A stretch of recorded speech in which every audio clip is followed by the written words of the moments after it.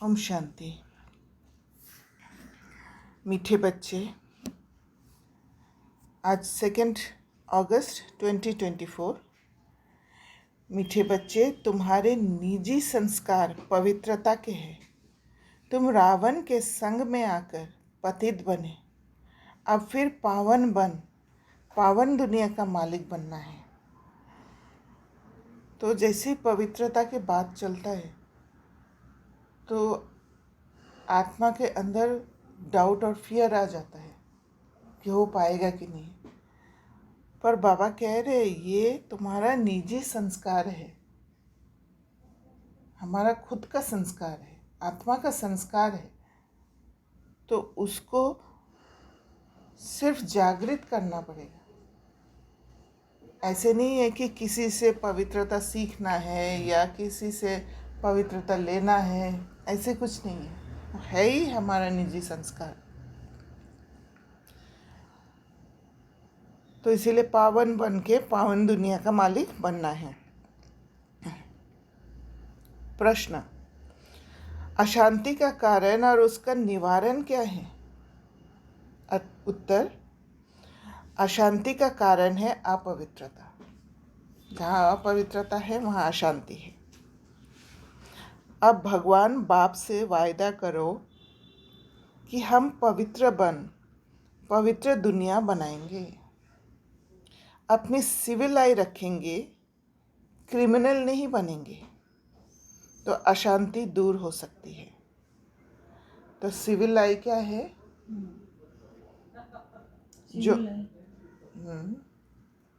जो इन कर्मेंद्रियों द्वारा नहीं देखते हैं, वो सूक्ष्म कर्मेंद्रियों से हर बात को समझते हैं, वो है सिविल आई। और क्रिमिनल आई है सेंस परसेप्शन, जो इन स्थूल कर्मेंद्रियों से देखते हैं। तुम शांति स्थापन करने के निमित्त बने हुए बच्चे कभी अशांति नहीं फैला सकते। हम आत्मा ही है जो शांति स्थापन कर रहे हैं। तो हम उस बात का कॉन्शियसनेस होना चाहिए। नहीं तो फैला देते हैं। हाँ, तो ये समझना चाहिए बाबा जो कह रहे हैं कि हम कभी अशांति नहीं फैला सकते। और अशांति फैलाना यही है कि किसी को दुख देना और दुख लेना, वो चाहे संकल्प से हो या एक्शन में हो। संकल्प में तो आएगा, पर उसको सही समय उसको देख के, उसको पकड़ के उसको परिवर्तन कर देना, यही है पुरुषार्थ। दुख लेना मतलब दुख देना बहुत ज़्यादा सोचते हैं, दुख लेना उतना सोचते हैं, मतलब इतना नहीं रहता कि दुख तो बहुत इजी हो जाता है। दुख लेना भी नहीं है, और दुख लेने के लिए हमें खुद के लिए खड़ा होना पड़ेगा। दुख लेना बंद करने के लिए जब हम चुप रह जाते हैं, हम सोचते हैं सहन कर लेते हैं, इसलिए सहन बाहर में करना नहीं है। सहन तो अपने अंदर जो भी संकल्प चल रहा है उसका सहन करना है, उसको अंदर जाने नहीं देना है। अंदर जाने नहीं देंगे, उसको सहन करके संभालेंगे, सामना करके अंदर जाने नहीं देंगे तो दुख नहीं लेंगे। मतलब सिविल आई से उसको देखना है क्या? हाँ, जैसे क्रिमिनल आई से हमने कुछ देख लिया और अंदर गया ही है, उसी समय उसको फेस करके, सहन करके और संभाल लेना, ज्ञान से समझ के संभाल लेना, तो वो सिविलाइज बन जाएगा। तो फिर सिविलाइज से जो देखेंगे वो दुख नहीं देगा।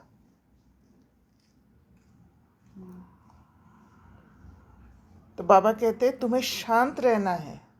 शांत रहना माना यहाँ स्टेबिलिटी रखना है, माया के गुलाम नहीं बनना है। माया जैसे दिखा दिया वैसे देख लेना है, माना माया का गुलाम बन जाना, माया के कंट्रोल में आ जाना, स्लेव बन जाना। ओम शांति। बाप बैठ बच्चों को समझाते हैं कि गीता के भगवान ने गीता सुनाई, एक बार सुनाकर फिर तो चले जाएंगे। अभी तुम बच्चे गीता के भगवान से वही गीता का ज्ञान सुन रहे हो और राजयोग भी सीख रहे हो। वह लोग तो लिखी हुई गीता पढ़कर कंठ कर लेते हैं, फिर मनुष्य को सुनाते रहते हैं। वह भी फिर शरीर छोड़ जाए, दूसरे जन्म में बच्चा बने, फिर तो सुना ना सके। अब बाप तुमको गीता सुनाते रहते हैं जब तक तुम राजाई प्राप्त करो। तो रोज रोज बाबा जो सुना रहे वो गीता ज्ञान ही सुना रहे, कि गीता को भी जीवन जीने का एक कला बोला है और वो कला सीख रहे हैं। लौकिक टीचर भी पाठ पढ़ाते ही रहते हैं, जब तक पाठ पूरा हो सिखाते रहते हैं। पाठ पूरा हो जाता फिर हद की कमाई में लग जाते हैं। टीचर से पढ़े, कमाई की, बूढ़े हुए, शरीर छोड़ा, फिर दूसरा शरीर जाकर लेते हैं। वो लोग गीता सुनाते हैं। अब इससे प्राप्ति क्या होती है ये तो कोई को पता नहीं। गीता सुनाकर फिर दूसरे जन्म में बच्चा बना तो सुना ना सके। जब बड़े हो, बुजुर्ग बने, गीता पाठी हो, तब फिर सुनावे। यहाँ बाप तो एक ही बार शांति धाम से आकर पढ़ाते हैं, फिर चले जाते हैं। बाप कहते हैं तुमको राजयोग सिखाकर हम अपने घर चले जाते हैं। जिनको पढ़ाता हूँ वह फिर आकर अपनी प्रारब्ध भोगते हैं, अपनी कमाई करते हैं। नंबरवार पुरुषार्थ अनुसार धारणा कर फिर चले जाते हैं। कहाँ? नई दुनिया में। ये पढ़ाई है ही नई दुनिया के लिए। पुराना दुनिया में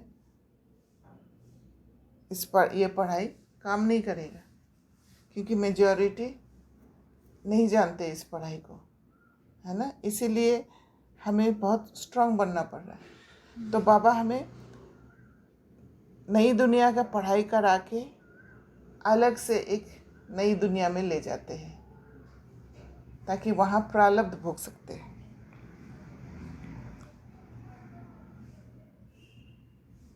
ये पढ़ाई है ही नई दुनिया के लिए। मनुष्य तो ये नहीं जानते कि पुरानी दुनिया खत्म हो फिर नई स्थापन होनी है। तुम जानते हो हम राजयोग सीखते ही है नई दुनिया के लिए। फिर ना यह पुरानी दुनिया ना पुराना शरीर होगा। आत्मा तो अविनाशी है। आत्माएं पवित्र बन फिर पवित्र दुनिया में आती है। नई दुनिया थी जिसमें देवी देवताओं का राज्य था, जिसको स्वर्ग कहा जाता है। वह नई दुनिया बनाने वाला भगवान ही है। वह एक धर्म की स्थापना कराते हैं, देवी देवता धर्म। कोई देवता द्वारा नहीं कराते। देवता तो यहाँ है नहीं जो देवता द्वारा कराएंगे। तो ज़रूर कोई मनुष्य द्वारा ही ज्ञान देंगे जो फिर देवता बनेंगे। फिर वही देवताएं पुनर्जन्म लेते लेते अभी ब्राह्मण बने हैं। ये राज तुम बच्चे ही जानते हो। भगवान तो है निराकार, जो नई दुनिया रचते हैं। अभी तो रावण राज्य है।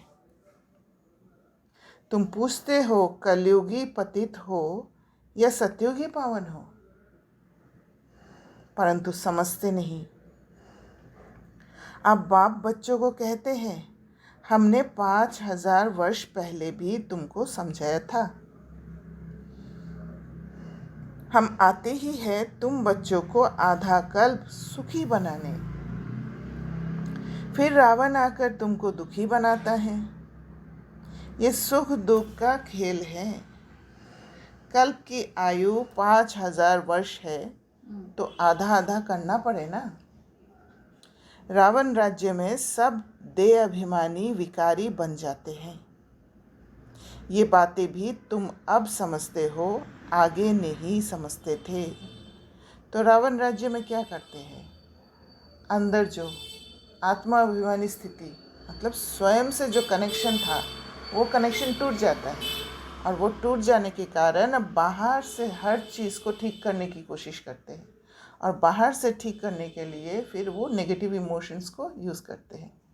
नेगेटिव इमोशंस हमने रावण से सीखा है। रावण हमारे अंदर ही जागा है, और उस नेगेटिव इमोशंस को यूज़ करके थोड़े समय के लिए वही सेम सुख मिलता है, पर वो धीरे धीरे संस्कार बन गया और वो दर्द देने लग गया, दुख देने लग गया। दूसरों को भी दुख देते, खुद भी दुख लेते, क्योंकि दूसरे का भी शक्ति छीनते हैं। सारे डिप्लीटेड सोल्स है, शक्ति पूरा घट गया, और बाबा के साथ कनेक्शन नहीं है। तो बाबा से जब शक्ति नहीं ले सकते हैं तो किससे लेंगे, आत्माओं से तो लेंगे। एक आत्मा ही बचे हैं, तो आत्माओं से शक्ति छीनने लगे।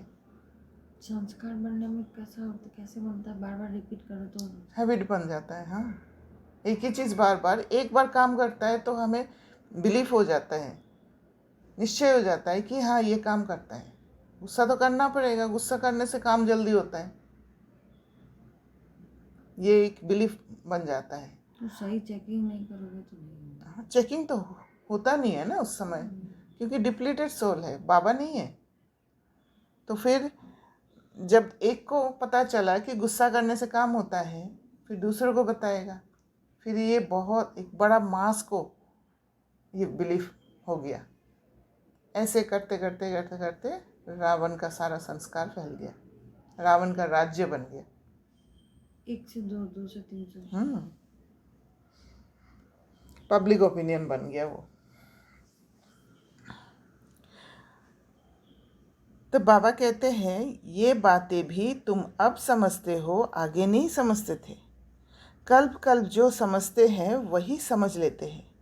जो देवता बनने वाले नहीं वह आएंगे ही नहीं। तुम देवता धर्म की कलम लगाते हो, सैपलिंग। जब वे आसुरी तमोप्रधान बन जाते हैं तो उनको देवी झाड़ का नहीं कहेंगे। झाड़ भी जब नया था तो सतोप्रधान था, हम उसके पत्ते देवी देवता थे। ये जो अभी बताया यहाँ पे कि जो उनके बन जाएंगे वो नहीं बनेंगे, मतलब वो क्या, किसके बारे में? जब वे आसुरी तमोप्रधान बन जाते हैं तो उनको देवी झाड़ का नहीं कहेंगे। नहीं, हाँ, जब ब्राह्मण में से कोई आसुरी तमोप्रधान बन जाते हैं तो फिर वो देवी झाड़ का नहीं है। तो फिर से उनमें संस्कार बदल होता है, मतलब पुरुषार्थ भी कभी कभी डाउन हो जाता है, फिर आप वो अलग बात है। अच्छा, हाँ, ये पर कोई छोड़ के चले जाते हैं ना, उनको कहते हैं। हम उसके पत्ते देवी देवता थे, फिर रजो तमो में आए, पुराने पतित शूद्र हो गए। पुरानी दुनिया में पुराने मनुष्य ही रहेंगे। एक तो क्या है, आप साइकिल को घूमते हो देवी देवता से, फिर डिप्लीट होते होते होते होते फिर शूद्र तक पहुंचते हो। एक क्या है, संगम पर पुरुषार्थ करते समय आप उल्टा शूद्र में पहुंच जाते हो। पहले तो देवी देवता बनने के लिए ब्राह्मण बन के पुरुषार्थ करते करते फिर अचानक बुद्धि में से हुआ कि नहीं मुझे नहीं करना है, फिर शूद्र बन जाते हैं वापस। दोनों में डिफरेंस है ना, क्योंकि यहाँ पे पुरुषार्थ नहीं किया इसलिए शूद्र बने, तो वो देवी झाड़ का कैसे कहेंगे फिर। पुरानी दुनिया में पुराने मनुष्य ही रहेंगे। एक बात बताओ, ऐसे जो जिनका हैबिट बन गया, ऐसे हम मतलब मैं बोल रही हूँ, जैसे उठ के मुरली पढ़ लिया, बस जो हैबिट है वो कर लिया, वो भी तो उसमें भी अगर आपने प्रैक्टिस नहीं किया, चरण नहीं किया, तो भी तो इन अ वे वो है ही। भले आप दिखा सकते तो हो प्रोग्रेस नहीं होगा, कोई प्रोग्रेस नहीं होगा ना, वहीं पे बस वो प्रजा बननी है। क्योंकि ये बुद्धि में जाना ज़रूरी है ना। एक होता है कि हाँ ठीक है जो वो कर लिया टिक मार, और एक होता है कि उसको एक्चुअली अंदर जाके डेप्थ में सोचना। वो उसमें त्रेता में difference आएगा, है। सतयुग में नहीं आ सकते। अभी तो चांस है कि त्रेता वाला भी अच्छा पुरुषार्थ करके हो सकता है सतयुग में आ जाए, पर अगर बिल्कुल पुरुषार्थ नहीं किया तो वो त्रेता में आएगा। और पुरुषार्थ कर रहे हैं, जैसे कल आपने बताया था, वो प्रोग्रेस हो रहा है, वो अपना कॉन्शियस बताएगा कि हाँ, कॉन्शियस क्लियर होते जाएगा, कॉन्शियस एकदम प्रोमिनेंट होने लग जाएगा। वो खुश होगा कि बाहर हाँ की स्थिति मुझे ऐसे वो वातावरण मिल रहा है मिल अभी। गया। और हमेशा आप वो कॉन्शियस के हिसाब से ही काम करोगे, हर काम, हर एक्शन उठाओगे, खुद से पूछोगे हर बार कि मुझे करना क्या है, मुझे करना क्या है। पूछना ही माना यू आर अलर्ट कि हर स्टेप मुझे प्रॉफिटेबल बनाना है, बाबा के श्रीमत अनुसार चलना है मुझे, राइट। पुरानी दुनिया में पुराने मनुष्य ही रहेंगे, पुराने को फिर से नया बनाना पड़े, है ना। हम पुराने हो गए, बाबा नया बना रहे। अब देवी देवता धर्म ही प्रायलोप हो गया है। बाप भी कहते हैं जब जब धर्म की ग्लानि होती है तो पूछा जाएगा किस धर्म की ग्लानि होती है।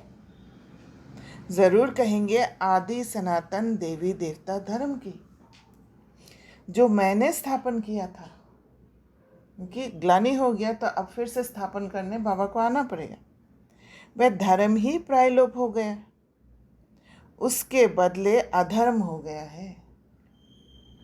तो जब धर्म से अधर्म की वृद्धि होती जाती तब बाप आते हैं। ऐसे नहीं कहेंगे धर्म की वृद्धि, धर्म तो प्रायलोप हो गया, यहाँ धर्म की वृद्धि नहीं हुआ, बाकी अधर्म की वृद्धि हुई। वृद्धि तो सब धर्मों की होती है। एक क्राइस्ट से कितनी क्रिश्चियन धर्म की वृद्धि होती है, बाकी देवी देवता धर्म प्रायलोप हो गया। पतित बनने कारण आपे ही ग्लानि करते हैं। धर्म से अधर्म भी एक ही होता है, और तो सब ठीक चल रहे हैं, सब अपने अपने धर्म पर कायम रहते हैं। जो आदि सनातन देवी देवता धर्म वाइसलेस था वह विशेष बन पड़े हैं।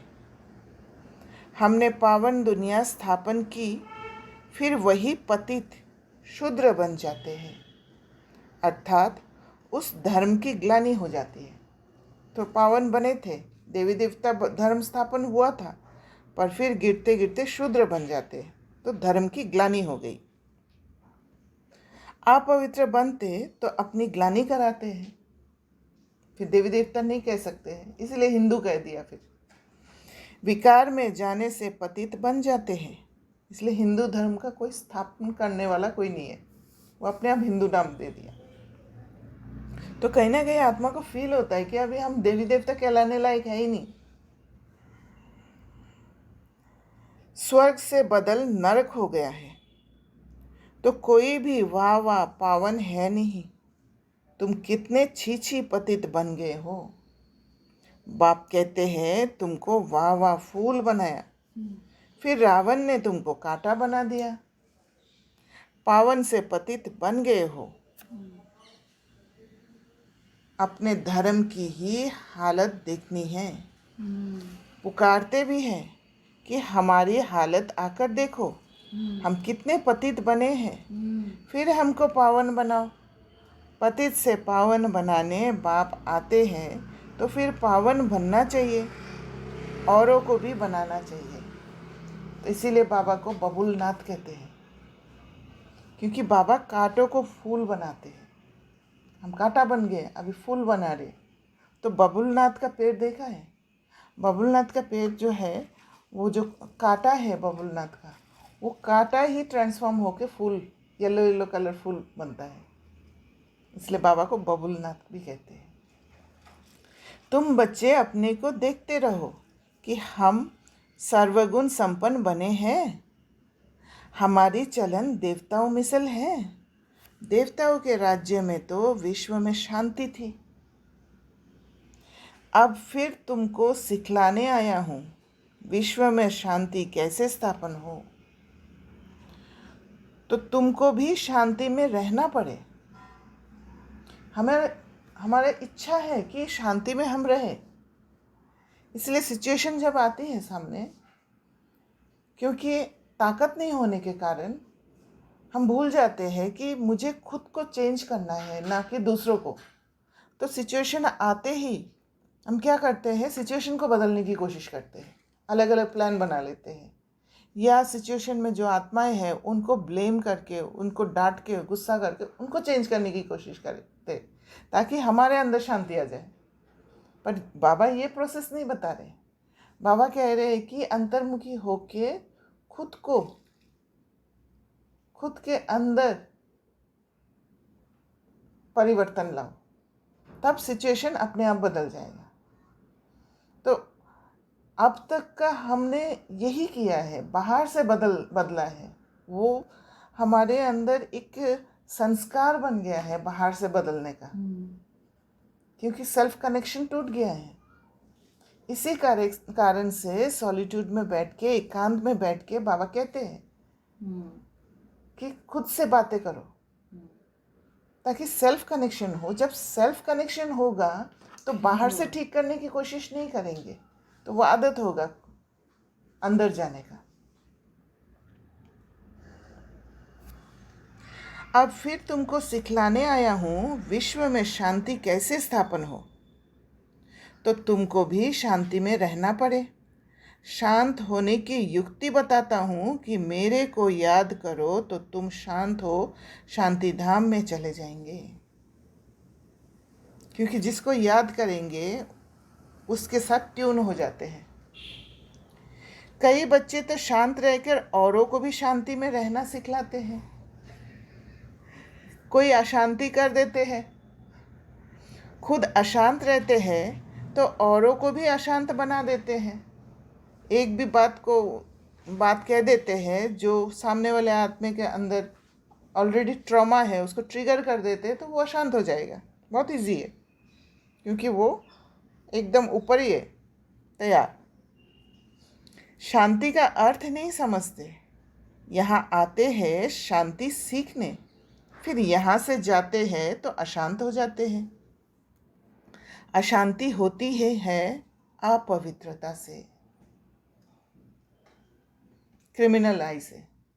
जब क्रिमिनल आई से, ये स्थूल आँखों से जो दिख रहा है, जैसा दिख रहा है उसी को ही अंदर ले लेते। इस स्थूल कान से जो सुनाई दे रहा है उसी को ले लेते हैं। उस सिचुएशन को अच्छी तरह देखते नहीं हैं, जितने भी पॉसिबिलिटीज़ है उसको समझते नहीं हैं, तो फिर अशांति आ जाएगा।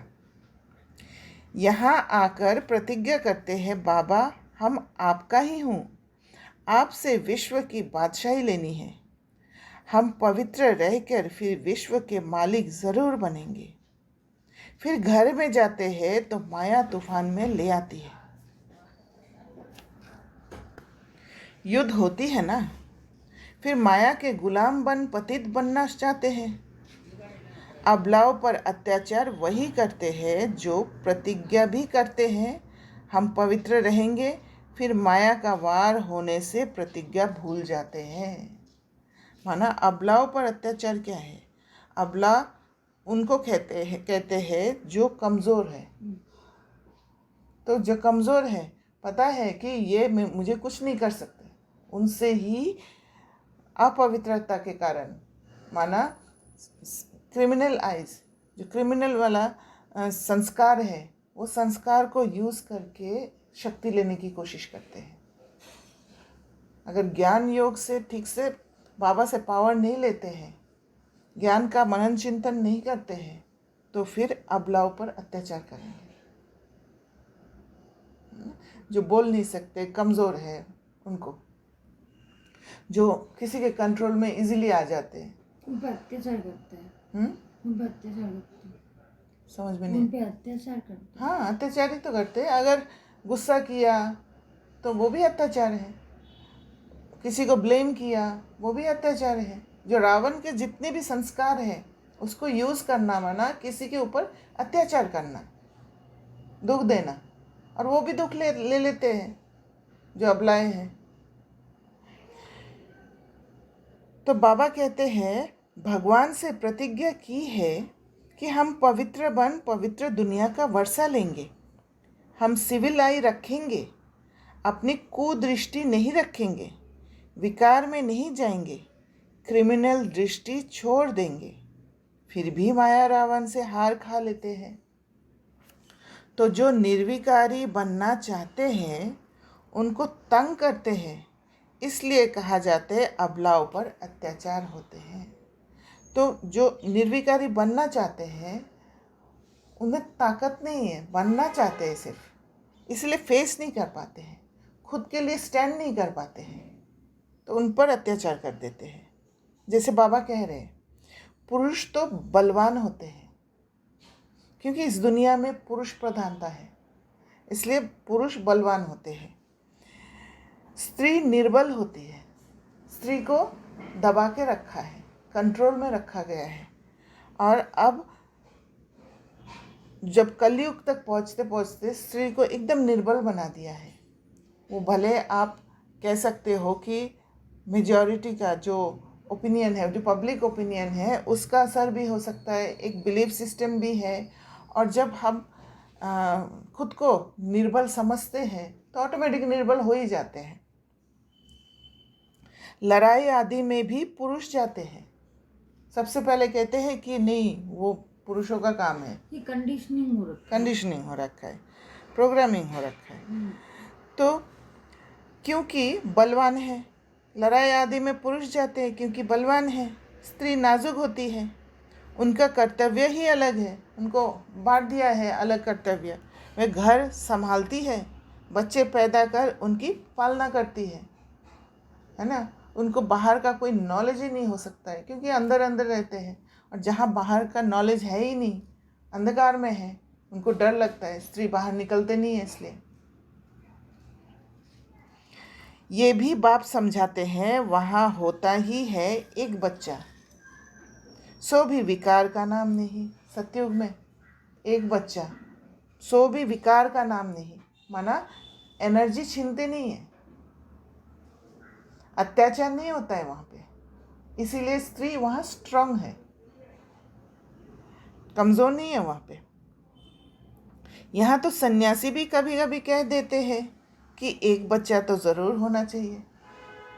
क्रिमिनल आई वाले ठग ऐसी शिक्षा देते हैं, ठग देते हैं, क्योंकि सन्यासियों को ऊंचा मानते हैं तो वो जो कहा वो ही मान लेते हैं।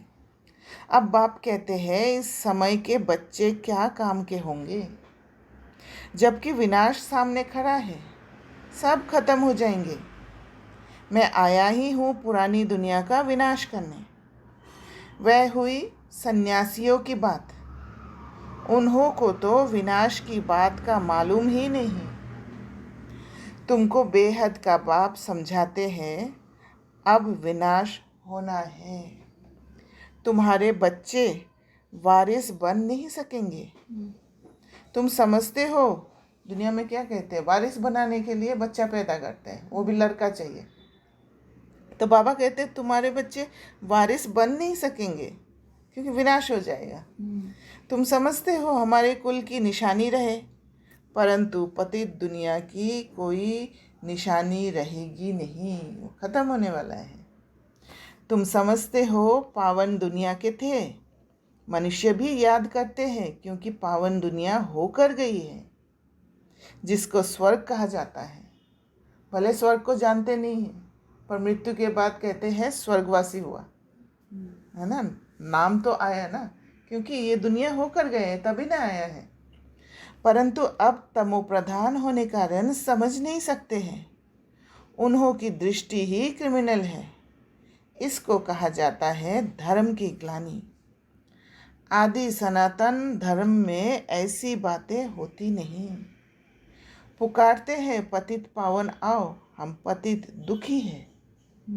बाप समझाते हैं हमने तुमको पावन बनाया, फिर माया रावण के कारण तुम पतित बने हो। अब फिर पावन बनो। पावन बनते हो फिर माया की युद्ध चलती है। जब पावन बनते हो, जो पतितपना के संस्कार हैं वो माया के युद्ध के रूप में आते हैं। बाप से वर्षा लेने का पुरुषार्थ कर रहा था, परंतु फिर काला मुंह कर दिया तो वर्षा कैसे पाएंगे। बाप आते हैं गोरा बनाने। देवताएं जो गोरे थे वही काले बने हैं। कौन? आत्मा। आत्मा का काला बनती है, गोरा बनती है। देवताओं के ही काले शरीर बनाते हैं। क्राइस्ट बुद्ध आदि को कभी काला देखा? देवी देवताओं के चित्र काले बनाते हैं। जो सर्व का सद्गति दाता परमपिता परमात्मा सर्व का बाप है, जिसको कहते हैं परमपिता परमात्मा आकर लिबरेट करो, वो कोई काला थोड़े ही हो सकता है। वह तो सदैव गोरा एवर प्योर है। तो कर्नाटका में ज़्यादातर मूर्ति काला है, क्योंकि रामायण में दिखाया है कि साउथ में राम आया है और फिर लंका को बताया ना कि रावण लंका में है, तो इसीलिए रावण यहाँ नज़दीक है। रावण के संस्कार इसलिए काला दिखाते हैं। देवताओं को महान आत्मा कहा जाता है। श्री कृष्ण तो देवता हुआ। अभी तो कलयुग है, कलयुग में महान आत्मा कहाँ से आए।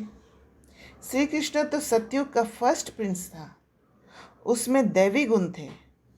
अभी तो देवता आदि कोई है नहीं। साधु संत पवित्र बनते हैं, फिर भी पुनर्जन्म विकार से लेते हैं, फिर संन्यास धारण करना पड़ता है। देवताएं तो सदैव पवित्र है। यहाँ रावण राज्य है। रावण को 10 शीश दिखाते हैं, 5 स्त्री के, 5 पुरुष के। ये भी समझते हैं 5 विकार हर एक में है। देवताओं में तो नहीं कहेंगे ना, वह तो है ही सुखधाम। वहाँ भी रावण होता तो फिर दुखधाम हो जाता। मनुष्य समझते हैं देवताएं भी तो बच्चे पैदा करते हैं, वे भी तो विकारी ठहरे, क्योंकि देवताएं वाम मार्ग में गए हैं तो उसको यही बना देते कि देवताएं वाम मार्ग में जाने के बाद, डिप्लीट होने के बाद फिर विकारी बने हैं। राइट, देवता रूप में तो विकारी नहीं बने, पर उनको देवता रूप में ही विकारी दिखा देते हैं। उन्हों को ये पता ही नहीं है देवताओं को गाया ही जाता है संपूर्ण निर्विकारी, तब तो उन्हों को पूजा जाता है। सन्यासियों की भी मिशन है। सिर्फ पुरुषों को सन्यास कराए मिशन बनाते हैं। बाप फिर प्रवृत्ति मार्ग की नई मिशन बनाते हैं। जोड़ी को ही पवित्र बनाते हैं, फिर तुम जाकर देवता बनेंगे। इतना शक्ति है बाबा में, जो एक ही घर में रहते हुए, गृहस्थ में रहते हुए युगल पवित्र रहते हैं। तुम यहाँ सन्यासी बनने के लिए नहीं आए हो कि घर बार छोड़ के भाग जाओ और आराम से रह जाओ। नहीं, कुछ बीकेस कहते हैं सॉलिट्यूड में रहना, सॉलिट्यूड का समय खुद के लिए रखना, वो घर बार छोड़ने जैसे सन्यासी जैसे समझते हैं, पर वो नहीं है। सॉलिट्यूड तो पुरुषार्थ के लिए ज़रूरत है ही। बिगैर सॉलिट्यूड आप पुरुषार्थ कर ही नहीं सकते हो, आगे बढ़ ही नहीं सकते हो। तुम तो आए हो विश्व का मालिक बनने, वह तो फिर गृहस्थ में जन्म लेते हैं, फिर निकल जाते हैं। तुम्हारे संस्कार है ही पवित्रता के। अब अपवित्र बने हो, फिर पवित्र बनना है। बाप पवित्र गृहस्थ आश्रम बनाते हैं, तो गृहस्थ आश्रम जो है वो इस दुनिया में भी है। मैंने एक भाई से डिस्कस कर रही थी, वो भाई इस दुनिया के ब्राह्मण हैं और वो जनेऊ पहनते हैं। तो मैंने जनेऊ के लिए जब पूछा तो बोला कि ये पवित्र धागा है और वो बचपन में पहनते हैं और कुछ कुछ नियम अपने जीवन में लाते हैं। फिर शादी के बाद वो जनेऊ डबल पहनते हैं, एक अपनी पत्नी के लिए पहनते हैं और वो है उनके लिए विष्णु स्वरूप गृहस्थ आश्रम। पर उन्होंने पवित्र गृहस्थ आश्रम नहीं कहा, क्योंकि पवित्र नहीं रहते हैं, इसलिए वो लोग कहते हैं ये गृहस्थ आश्रम है। तो बाबा पवित्र गृहस्थ आश्रम बनाते हैं। पावन दुनिया को सतयुग, पतित दुनिया को कलयुग कहा जाता है। यहाँ कितनी पाप आत्माएं हैं। सतयुग में ये बातें होती नहीं। बाप कहते हैं जब जब भारत में धर्म की ग्लानि होती है, अर्थात देवी देवता धर्म वाले पतित बन जाते हैं, तो अपनी ग्लानि कराते हैं। ये गीता में स्पष्ट है ये बात। बाप कहते हैं हमने तुमको पावन बनाया, फिर तुम पतित बने, कोई काम के नहीं रहे। जब ऐसे पतित बन जाते हो तब फिर पावन बनाने हमको आना पड़ता है। ये ड्रामा का चक्र है जो फिरता रहता है। हेवन में जाने के लिए फिर दैवी गुण भी चाहिए। क्रोध नहीं होना चाहिए। क्रोध है तो वह भी जैसे असुर कहलाएंगे। बड़ी शांतचित्त अवस्था चाहिए। क्रोध करते हैं तो कहेंगे इनमें क्रोध का भूत है। जिनमें कोई भी भूत है वह देवता बन ना सके, नर से नारायण बन न सके। देवता तो है ही निर्विकारी, यथा राजा रानी तथा प्रजा निर्विकारी है। भगवान बाप ही आकर संपूर्ण निर्विकारी बनाते हैं। अच्छा, मीठे मीठे सिकिलधे बच्चों प्रति माता पिता बाप दादा का याद प्यार और गुड मॉर्निंग। रूहानी बाप की रूहानी बच्चों को नमस्ते। हम रूहानी बच्चों की रूहानी बाप दादा को याद प्यार, गुड मॉर्निंग और नमस्ते। धारणा के लिए मुख्य सार। पहला पॉइंट, बाप से पवित्रता की प्रतिज्ञा की है तो अपने को माया के वार से बचाते रहना है। तो माया के वार से बचाना। माया तो वार करेगी, जहाँ मैं वीक हूँ वहाँ से माया आएगी, वार करेगी। पर हमें इतना अलर्ट रहना है कि क्रिमिनल आई से देखते हुए भी सिविल आई में कन्वर्ट कर देना है। ज्ञान से बात को समझना है। कभी माया का गुलाम नहीं बनना है, माया के कंट्रोल में नहीं आना है।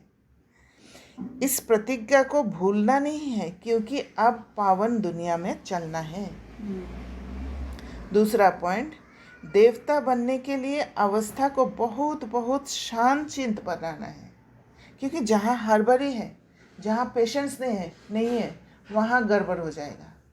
इसलिए शांत चित्त, चॉइस नहीं कर पाएंगे। हाँ, शांत, वेरी गुड। शांत चित्त नहीं होगा तो चॉइस नहीं रहेगा हमारे हाथ में। जो रावण दिखा रहे हैं उसी को ही हम कर लेंगे। कोई भी भूत प्रवेश होने नहीं देना है। दैवी गुण धारण करने हैं। वरदान, फरिश्ते स्वरूप की स्मृति द्वारा बाप की छत्र छाया का अनुभव करने वाले विघ्नजीत भव। फरिश्ते स्वरूप की स्मृति। फरिश्ते स्वरूप क्या है? हल्के रहना, चाहे कुछ भी हो रहा हो, कैसा भी वातावरण हो, हल्के रहना। जब हल्के रहते हैं, वो स्टेबिलिटी स्टेट में रहते हैं, तो हमेशा बाप की छत्र छाया का अनुभव होगा। आपके द्वारा सेवा होते रहेगा ऑटोमेटिकली। जैसे बाबा छत्र बनकर आपके ऊपर खड़े हैं। एक जैसे निराकार का वो किरणें हैं, वो छत्र बन जाते हैं और एक भी विघ्न नहीं आएगा, क्योंकि उसके हिसाब से जब स्टेबिलिटी रहता है, स्थिरता रहता है, तो ड्रामा का सीन कौन सा खुलने वाला है उसी पर ही आप कदम रखोगे। ड्रामा के पटरी पर ही चलोगे। इधर उधर नहीं जाओगे, इम्बैलेंस नहीं होंगे, राइट।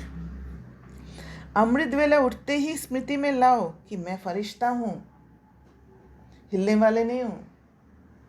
ब्रह्मा बाप को यही दिल पसंद गिफ्ट दो, तो रोज अमृत वेले बाप दादा आपको अपनी बाहों में समा लेंगे।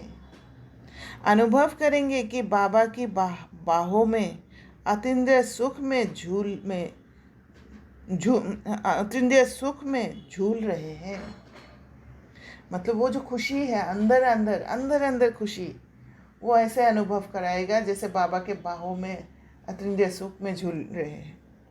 जो फरिश्ते स्वरूप की स्मृति में रहेंगे, उनके सामने कोई परिस्थिति व विघ्न आएगा भी तो बाप उनके लिए छत्र छाया बन जाएंगे। बाबा बचा देते हैं उनको, क्योंकि बाबा को ऐसी आत्माओं की ज़रूरत है ना, सेवा के लिए, इसलिए बाबा बचा के रखते हैं। और जैसे बाबा ने कहा है कि बाहों में समाकर अनुभव करेंगे कि बाहों में अतीन्द्रिय सुख में झूल रहे हैं।